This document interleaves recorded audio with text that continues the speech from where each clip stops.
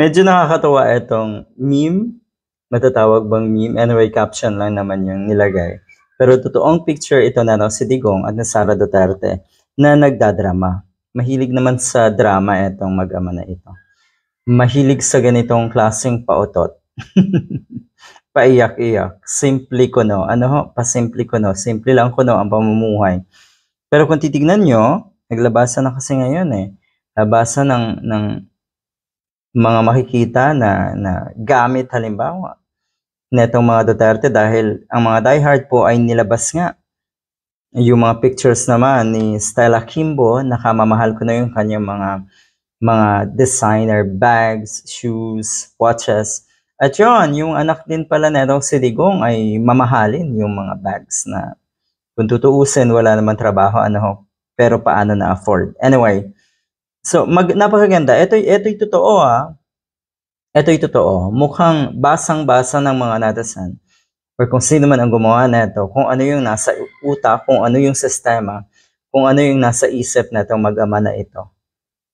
Dahil dyan talaga sila nakafocus. Okay?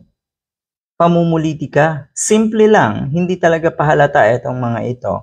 Pero kung ikaw ay mapanuri, talaga makikita mo.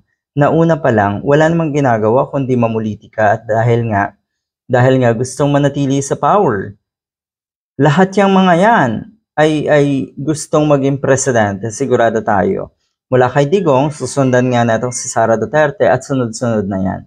Yan po ang nakikitang plano natin. Ayaw pakawalan ang pwesto netong mga ito. Anak, focus ka lang sa kwarta. Malapit na tayong mabuking. Yon. At mukhang unti-unti na nabubuking. Dahil kung titignan nyo po, anong sabi ni Romualdez na kuno ay huwag kang magturo ng daliri dahil ikaw rin ay may mga kasalanang ginawa. Si Sara Duterte ata ang pinatutungkulan niya doon sa aspetong yun, doon sa statement niya na yun.